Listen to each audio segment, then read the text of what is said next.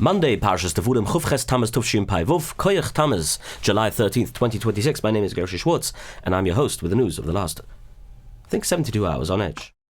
Your daily report of the news of the last 24 hours, powered by Yiddish 24, provided to you by The Click. Today's news is sponsored to you by my HomeFinish, blinds, shades, curtains, and Kosher Skinny Shot.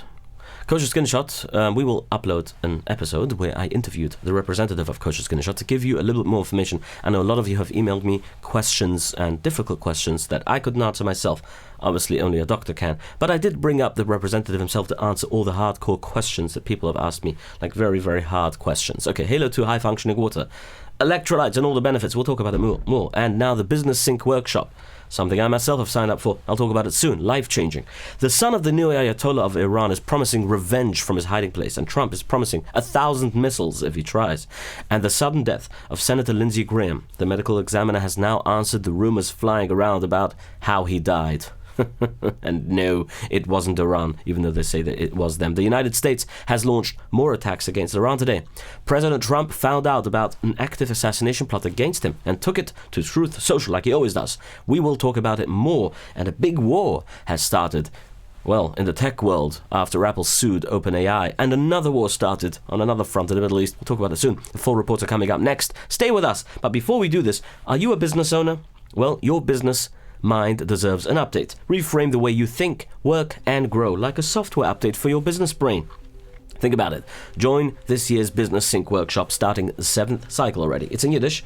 For now, as far as I know, it's for more information, if you speak Yiddish and you want to join this course that will be life-changing, not just for your business, but for you. Okay, call them on 718-664-6066 or info@saggroup.com. That's SAGG group.com. I'll be there, Mietz Shem, because I myself, yes, I know, Harav Shmuel Yida Moshkowitz, who is the course, presenter, has a lot to sell, and he could change the way I think, I guess. So I want to become a better businessman. So I myself am joining. I'll see you there. And for my honored listeners, especially for you, you'll get $500 off the course, Mietz Shem.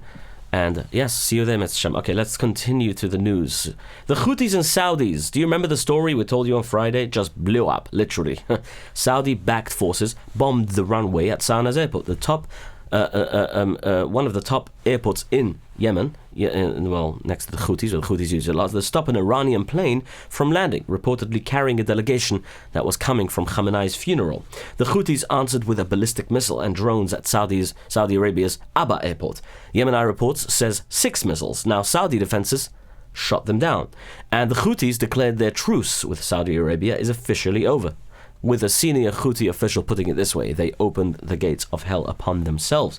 Either there will be airports, ports, ships, and oil for everyone, or there will be none for anyone. And so while America and Iran fight over one strait, a second front just reopened at the other end of the map. The MOU, the Memorandum of Misunderstanding, might I call it, already, between the United States and Iran is officially over. President Donald J. Trump ordered the military to launch fresh and very harsh attacks on Iran. American forces hit Qasem Island, where 150,000 people live there. This comes after a huge 3-hour bombing run that started 5 o'clock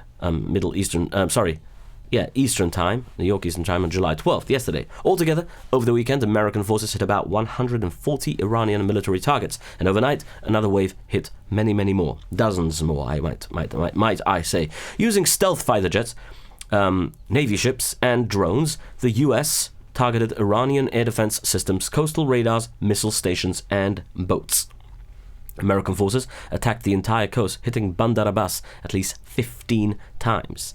Yes, people saw it yesterday. It was crazy. They also struck Sirik, Jusk, and also the Khorramshahr port and the Kandab near the Ahvaz airport. You understood all these names? Didn't you? No, you didn't. That's okay if you didn't. It's fine. It was in Iran. Somewhere in Iran. We're next to the regime and all the IRGC are operating. This includes a U.S. strike next to the Bushehr nuclear plant station on July 8th, which happened, and another strike on July 11th after a ship was attacked.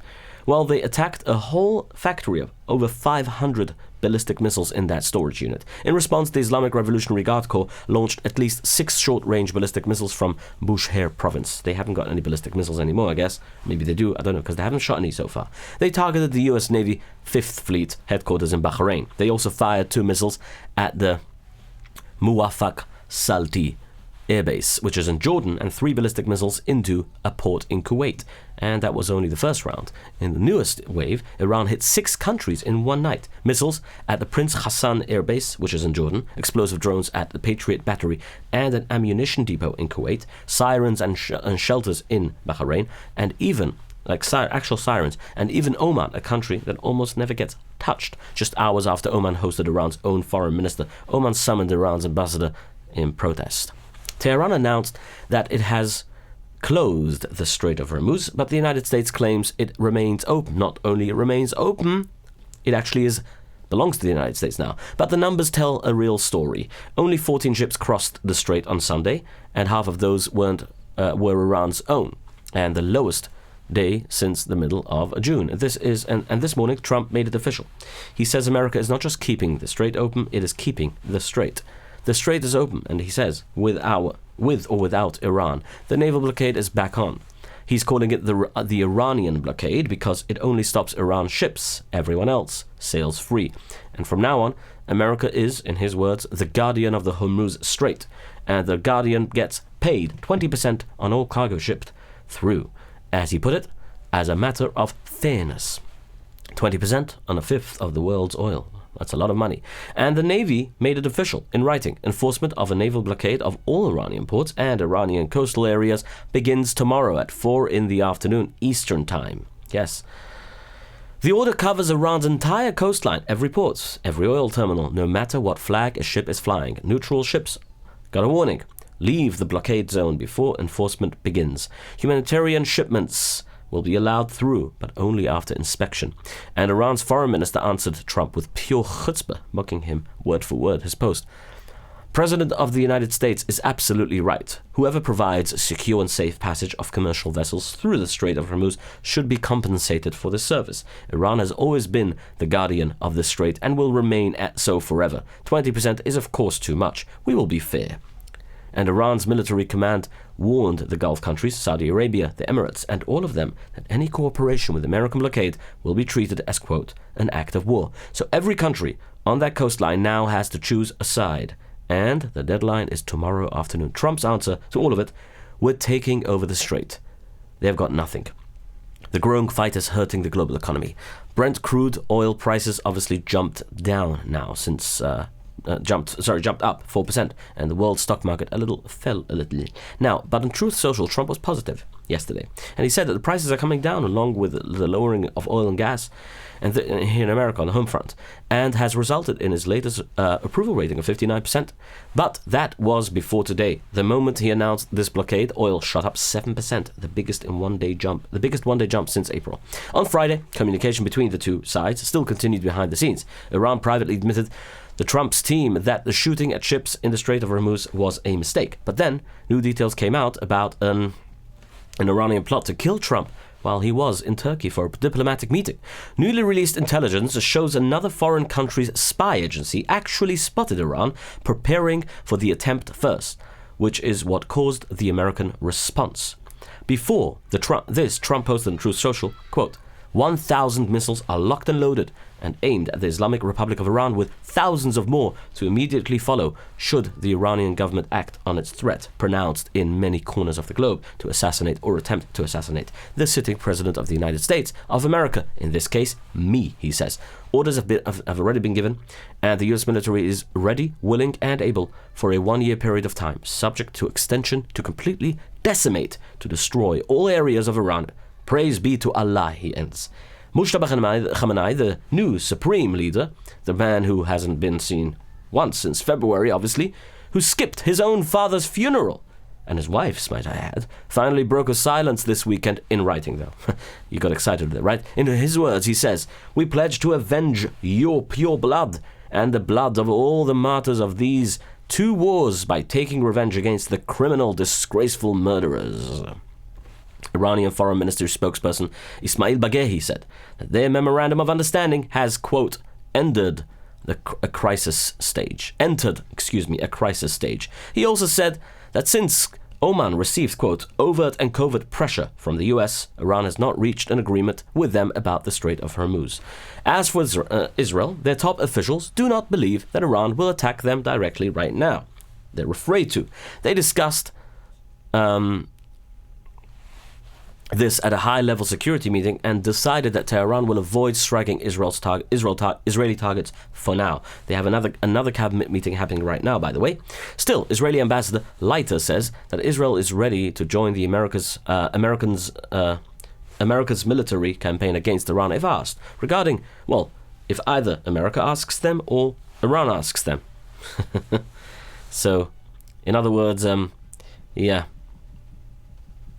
Regarding the northern border, the ambassador added that Israeli military will stay in Lebanon if Hezbollah refuses to leave specific areas he called pilot zones.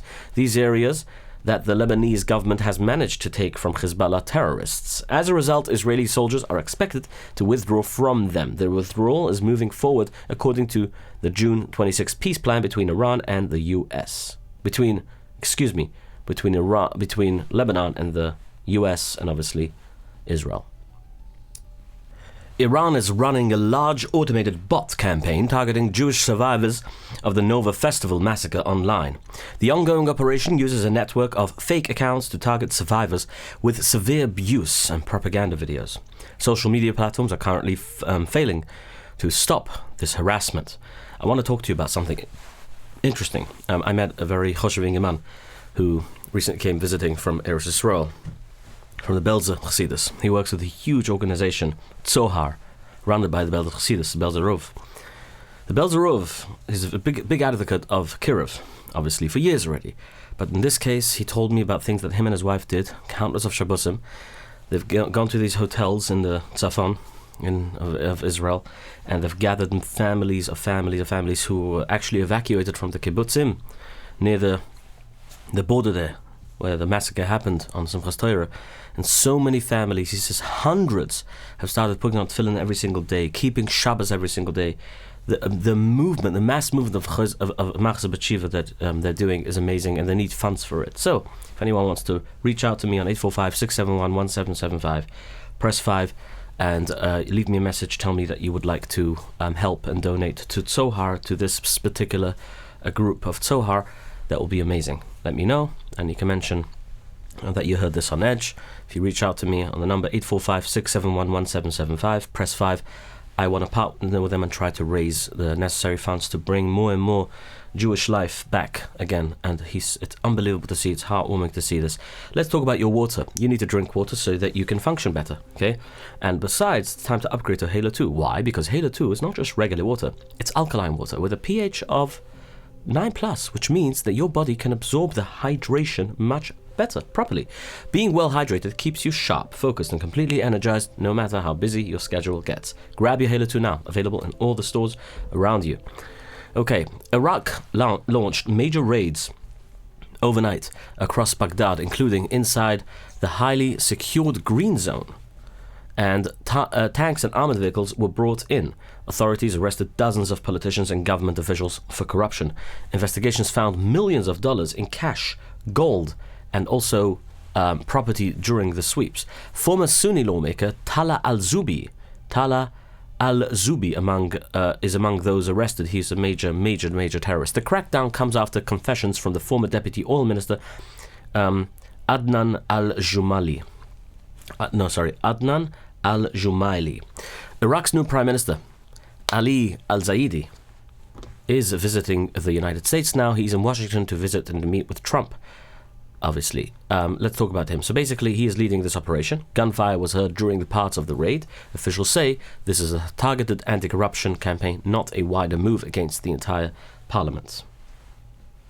Now, like I said, the Iraqi Prime Minister al-Zaidi is expected to be visiting Washington today, and he is in Washington actually now to meet with President Trump, where they're expected to sign major new oil and gas deals. I think the meeting is happening. Syria's new parliament just met in Damascus for the first time since the Assad government fell. Lawmakers held a secret vote to pick a new speaker, electing Abdel Halim al-Awak with 99 votes. President Ahmad al-Shara told the parliament to focus on fixing the economy and improving public services. Israel has officially set its next national election for October 27th, and for the first time since 1988, the government will finish a full 4-year term.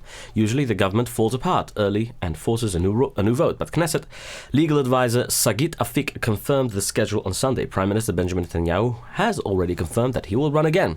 Obviously, a new government-backed version of the Gzeras Hagias was just approved by a Knesset committee for its final votes. The bill completely freezes Haredi military enlistment for at least 7 months. It gives current and future Yeshiv Bochurim protection from arrests, freezes any ongoing criminal cases against them, and makes it impossible to check on the protection process. Sephardic Rabbanim and Rosh Hashivas are rejecting this. The Israeli military is opposing it from the other side. The IDF chief of staff sent a letter to Netanyahu today calling the bill inconceivable, saying that the military obviously cannot be a partner to mass exemptions from prosecution. It is not the only law. The basic law on Torah study also comes up for its final votes this week.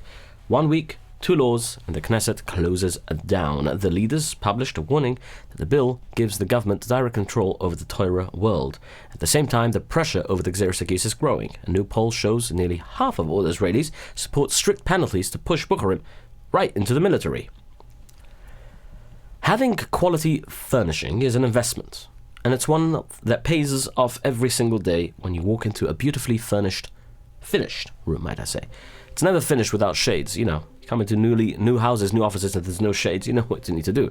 So that's why you need to pick the best and top leading in the industry, which is My HomeFinish.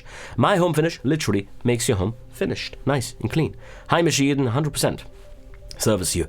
That means they can be cheaper than 90% of their competitors because of the efficiency and the mass production of high-quality products. They service Monsey, Monroe, Upstate, and the whole of New York City area. Call My HomeFinish today on 845-372-6613. Mention on Edge and get 5 to 10% discount. Again, that's 845-372-6613. You can also visit them online on myhomefinish.com or email them at info@myhomefinish.com. Israeli forces destroyed Hamas weapons factory in western Gaza City. They hit a metal workshop in Al-Sina Street, which is the military says was actively building weapons parts. Recent strikes across the Gaza Strip have killed a total of 6 terrorists. In another area, a separate drone strike killed 1 Palestinian and injured 2 others near the Nazareth refugee camp. Up in northern Gaza, Gaza, like they call it, the military also killed 2 Hamas terrorists over the past 48 hours in separate strikes near the Yellow Line. A newly found 2022 memo shows exact words written by Yahya Sinwar, Yamach Shemoy, the attack plans drawn out by Hamas terror chief himself, Yahya Sinwar. The document detailed how to capture land, how to push out residents, and how to kill them and massacre them and take hostages alive. Sinwar also predicted Israel might respond with a wider scale war, and they will not refrain from throwing a nuclear bomb on Gaza, he says. In Lebanon, the Israeli military released a new CCTV footage showing huge explosions tearing through villages. The recording also reveals a network of hidden tunnels built directly underneath Beaufort Castle. Hezbollah used the hidden base to fire Iranian weapons at the Metula without being seen until troops from the 36th Division took over the site. Kosher Skinny Shot, 845-456-8924. Call them today to change your life and how you run your life and how you operate. Again, with an injection, it doesn't even hurt. It doesn't even feel it. You ask your doctor today. Obviously, there's always things that you have to check before. Take blood tests, take the right, ask your doctor before you go ahead and do anything. Then call Kosher Skinny Shot, who will run again a double check because that's what they do. The reason why I should go to Kosher Skinny Shot is because they walk you through every step of the way. It's not just you can go to a doctor and then they forget about it. The idea is that Kosher Skinny Shot walks you through, they see and they examine every single potential risk there is, and also throughout, while you take it, there's so many different things and questions you might have. Kosher Skinny Shot is there for you when you need to, and they'll help your lifestyle change to the better. Kosher Skinny Shot. You can still enter to win a raffle on my number 845-671-1775. Press 5, leave your name and telephone number very clearly after the beep, and you will enter a free month. Enter to win a free month. The second one, the one we already ran, somebody Mr. Weiss won. Anyway, we have so many Mr. Weisses. Ironically, the actual owner of one of the representatives, of Kosher Skinny Shot is actually Mr. Weiss. So yeah, he came on. We had a little talk. We'll put up the episode sometime later today or tomorrow. We'll see. The Ozerov Rebbe, suffered a heart attack this morning in Bnei Brak and is currently in the hospital right now. The Rebbe was at Shachrus in the Kahal Ozerov Besmedrish on Chazon Ish Street, and he suddenly began to feel sick and passed out. Rescue workers rushed to the building, Hatzula, and treated the Rebbe on the scene. Baruch Hashem, they brought him to Tal HaShomer Hospital, where the doctors performed a stent surgery on his heart. The public is being asked still to daven for his Refiah Shalayim Bekurev, Harav Tanchem ben Yom ben Miriam, for a full Refiah Shalayim Bekurev Mamish. The Petira of Rebbe Shmuel Deitch, Havdil, Mechaim Mechaim, Zaychet Tzaddik Bekudesh Rucha, was announced in Flatbush. He was a tzaddik, he's an ish tzaddik. He was the founder of Lev Bes Yaakov. He spent his life dedicated to Torah, education, and Jewish community. Harav Reb Deitch also had a very close relationship with Harav Yosef Chaim Frankel Shlita. An elderly couple in Monsey nearly lost over $50,000 in computer scam money. On Friday, but Chaverim volunteers stepped in and saved the money just in time. The event began Friday morning when the couple's computer was hacked. The scammers contacted them and claimed to be workers from Microsoft. The callers frightened the couple by telling them that they would be arrested if they did not send a huge amount of money right away. The couple went to the bank and obviously sent $51,000 to the scammers. They were about to send it. Later on Friday afternoon, the scammers demanded even more money. The couple then realized it was a scam and quickly called Chaverim. Volunteers for Chaverim went directly to the bank. They managed to stop the wire transfer, and none of the money reached the scammers. In Paris, police have evacuated 300 people from a shul, near a shul, after finding a suspicious car. The car was parked in Skarkeli, a busy Jewish neighborhood, and investigators found a military-grade weapon inside. I did not pronounce the name of the street right, I know that. Whatever. Anyway, right now, no arrests have been made, but the French Interior Minister says a full terror investigation is now underway. Over in the UK, the government is spending £250 million to protect Yidden from a sharp rise in attacks, in anti-Semitic attacks.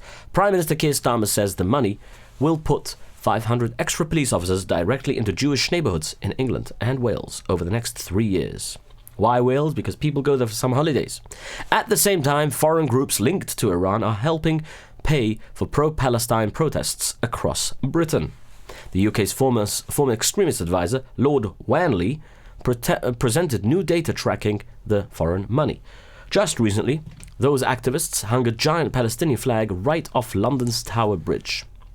In Germany, lawmakers are moving forward with a new bill that makes it a crime to say Israel does not have the right to exist. The punishment for breaking this law would be up to 5 years in prison for just saying these words. The upper house of the German parliament, known as the Bundesrat, approved the measure on Friday. The bill now heads to the lower house, called the Bundestag, that's what it's called, for approval. The retired police lieutenant in New Jersey was denied a higher rank after reporting another police officer for making anti-Jewish comments. It includes the words using the phrase Jew food. New York State police are investigating an anti-Jewish attack in the Catskills after someone in a passing car splashed 5 Jewish women with animal waste. The attack happened on Wiener Road, which is in Elmdale. South Carolina Senator Lindsey Graham died suddenly on Motzei Shabbos at the age of 71. Doctors say that Lindsey Graham died from what's called an aortic dissection, which is basically a tear in the wall of the body's main artery, which is called the aorta. The aorta, or aorta, I think. Think of the aorta as like the biggest highway carrying blood from the heart to the rest of the body. Over many, many years, conditions like high blood pressure and hardened arteries can weaken that blood vessel. Then suddenly a small tear can happen. Blood starts flowing into the wall of the artery itself, causing severe chest pain, back pain, sweating, weakness, or even collapse. Graham had just returned from a trip to Kiev and spent his final hours on the phone with President Donald J. Trump. They were discussing there Russia penalties and sanctions and the ongoing military strikes against Iran. Right after the call, Graham felt sick, but refused, obviously, when they offered to call for medical help. He said no. He wanted to wait until after his scheduled Sunday interview on NBC's Meet the Press. He reportedly joked to him, "I can't die now. I still need to go to do the Russia sanctions and get Iran sorted out and do Israeli-Saudi normalizations." He wanted to put Saudi Arabia on the Abraham Accords. But an hour later, medics arrived at his Washington home, performed CPR, and declared him dead. On Truth Social, Trump wrote, in honor of the remarkable life and achievements of Senator Lindsey Graham, a dear friend of mine, and a truly great man who achieved so much for our country and his beloved home state of South Carolina, I am ordering all American flags throughout the United States lowered to half staff until Shabbos evening at 6 p.m. God bless you, Lindsey. Now, many news outlets, including CNN, obviously put out different clips of how Lindsey Graham criticized Trump many years ago, and now criticized Trump, and obviously now praising him. CNN tried interviewing Trump about the war and the Strait of Hormuz, and Trump refused to talk only about Lindsey Graham yesterday. Listen to this.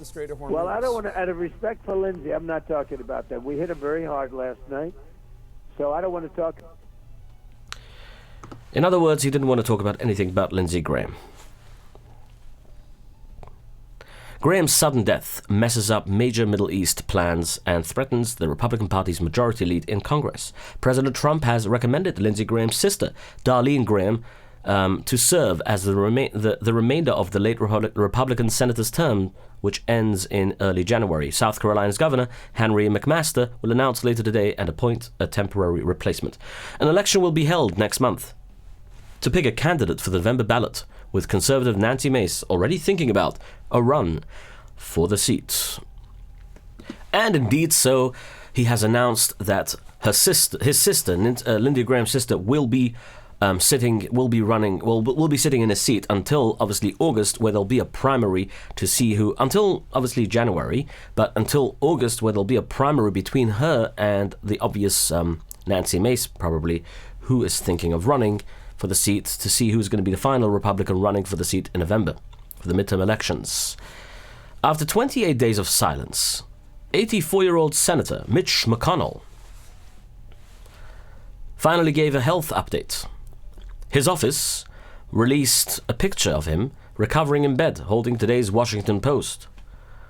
Sports, obviously the sports section, where you can see the FIFA World Cup. A fall on June 14th knocked him out for a short time, and he later caught pneumonia, which kept him out of Congress for weeks. He says his strength is coming back, but on the advice of his doctors, he won't return to Senate to vote just yet. So who's taking his place? Alan Dershowitz is criticizing Jewish voters in New York City who backed Mayor Zohran Mamdani. He called residents from the Upper West Side and Park Slope, quote, idiot Jews. Dershowitz compared the voters to the 7,000 Jews who voted for Hitler, saying Mamdani should be the mayor of Tehran, not New York. But the director of the Jewish Community Council for Greater Coney Island, Reb Moshe Wiener, has a different view. He is planning a community gathering for the victims of the July 4th mass shooting, which happened in Coney Island, where 8 people, including 4 children, were shot at a barbecue. I think it was a Christian family. After hearing from City Hall, Rabbi Wiener says the community must avoid politics and show respect to Mayor Mamdani, who he says wants to do the right thing for the city. The United States and Canada have reached a final agreement to open the $4.7 billion Gordie Howe International Bridge on July 27th, ending a fight over toll money and ownership. President Donald J. Trump announced that he negotiated a new deal for America after finding the original terms unacceptable. He added that the crossing between Detroit and Windsor, Ontario, will open exactly on schedule. And yes, the man everyone thought can handle 2 jobs is apparently now also running a third very big one. The New York Times reports that Marco Rubio is obviously running the country of Venezuela.